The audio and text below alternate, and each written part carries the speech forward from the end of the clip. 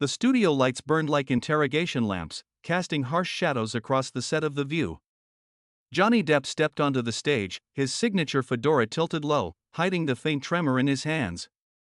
The audience erupted in applause, but he could feel the undercurrent, a mix of adoration and suspicion. Joy Behar, seated at the far end of the curved table, smiled that sharp, knowing smile. "Welcome, Johnny," she said, her voice slicing through the cheers like a knife through fog. He didn't know it yet, but this wasn't just an interview. It was an ambush. As he settled into the guest chair, the scent of fresh coffee and stale makeup lingered in the air, grounding the moment in mundane reality.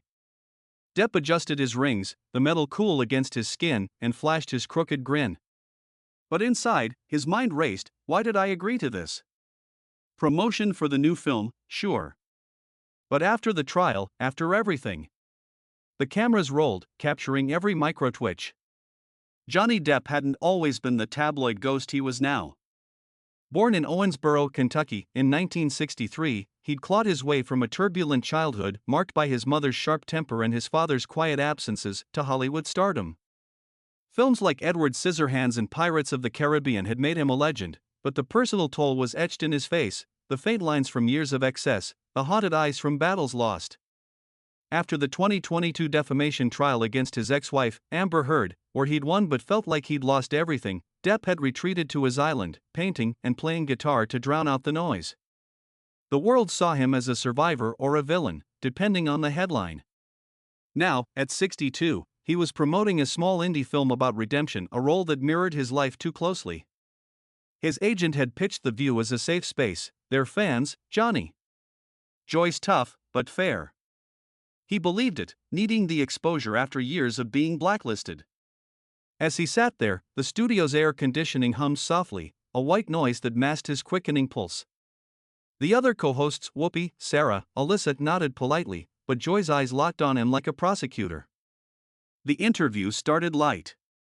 Whoopi asked about the film, and Depp leaned in, his voice gravelly and warm. "It's about a man who's made mistakes, you know? Trying to find his way back." The audience cooed. But then Joy interjected, her Brooklyn accent cutting sharp. "Mistakes, Johnny? That's a gentle word for what we've heard." The air shifted. Depp's smile faltered for a split second, a micro-detail only the cameras caught, the way his fingers tightened on the armrest. The conflict ignited subtly, like a spark in dry grass. Joy leaned forward, her red blouse vivid under the lights. "You've been through hell with that trial. But let's talk real, the allegations of abuse. You won in court, but public opinion? It's divided." Depp's internal monologue surged, "Here we go. Defend yourself again. But don't snap." He chuckled softly, deflecting. "Joy, I've said my piece. The jury saw the truth." But she pressed, pulling out a printed tweet from a viewer, "Why should we believe a man with your history?" The audience murmured, a wave of unease rippling through the seats. Sarah tried to pivot at Johnny, "Tell us about the music in the film?" But Joy waved her off. "No, let's not gloss over it. This is The View, not a puff piece." Depp felt the balance shatter. This wasn't promotion, it was a trial by talk show. His mind flashed to his kids, Lily Rose and Jack, watching from home. What will they think? Again? The psychological weight pressed down, the fear of being reduced to his worst moments, the guilt over past addictions that had fueled the chaos. Socially, it was him against the court of public opinion, where one wrong word could reignite the firestorm. Ethically, he wrestled, do I fight back or let it go? Am I the victim or the perpetrator?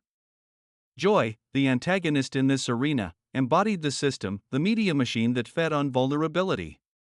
She wasn't evil, she was doing her job, chasing ratings with that clickbait edge. But her questions dug like claws. You admitted to headbutting her in texts. Explain that to the women watching. The tension built in waves, each revelation pulling the audience deeper. Depp paused, sipping water from a glass that trembled slightly in his hand. Those texts, they were out of context. Frustration, not intent. Joy countered with a clip from the trial audio, played on the overhead screen, his voice, slurred and angry, echoing in the studio. The audience gasped. A woman in the front row shifted uncomfortably, her program crinkling in her lap. Depp's face flushed, but he held it together.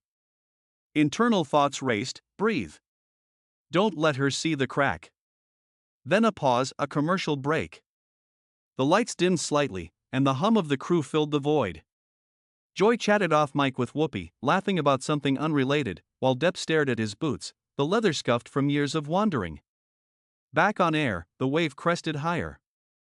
Alyssa jumped in, sympathetic. Johnny, you've spoken about your childhood abuse. Does that inform your roles? He nodded, opening up. Yeah, it does. My mom, she wasn't easy. But I don't use it as an excuse. Joy seized it. So, generational trauma? Is that why the cycle continued? The implication hung heavy. You're just like her. Depp's jaw tightened, a visible tic. The audience leaned in, sensing blood. A secondary character emerged, a young producer in the wings, whispering to the director, her headset glowing blue. She represented the machine, feeding prompts via earpiece.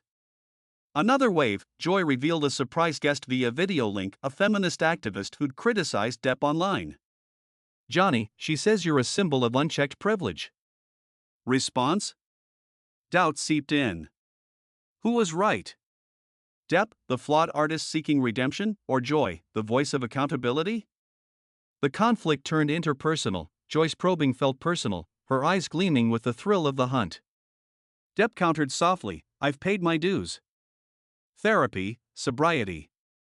But you keep dragging me back. The audience split, some clapped, others whispered. Internal monologue for Depp, am I defending myself or begging?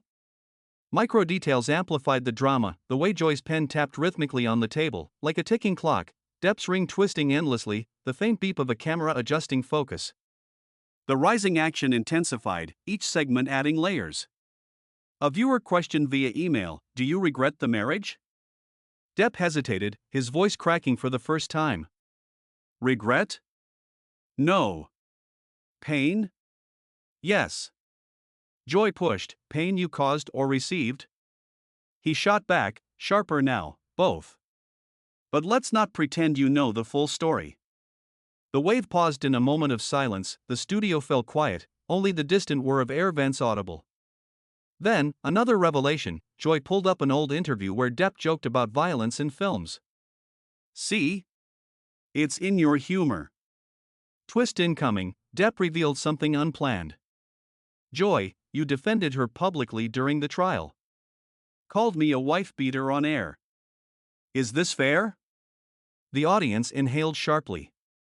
Joy blinked, caught off guard, a rare vulnerability. Her internal thought, imagined, he's turning it on me. The conflict swelled to interpersonal warfare.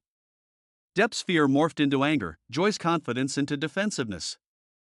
Social elements layered in, the show's audience, a microcosm of society, with women nodding at Joy's points, men shifting uncomfortably. Ethical dilemma peaked, should Depp walk off, preserving dignity, or stay and fight, risking more damage? A secondary figure, his publicist in the green room, paced, phone in hand, texting furiously. The noise built, audience murmurs, co-host interjections, the clink of water glasses. Nearing climax, the waves crashed relentlessly. Joy dropped a bombshell, we've got exclusive audio from a source, you raging in a hotel room. The clip played, Depp's voice, raw and broken, smashing something. The studio erupted in whispers. Depp's face paled, internal scream, how did they get that? Betrayal. He stood halfway, then sat, conflicted. That's private. From years ago. Joy pressed, but relevant. Are you safe to be around? The moral dilemma crystallized, Depp faced losing his composure or his narrative. Climax hit like a storm. Depp's emotional outburst erupted, not a scream, but a tear-streaked confession. You want the truth? I was broken, Joy. Addicted, lost. But I never hit her intentionally. The trial proved it.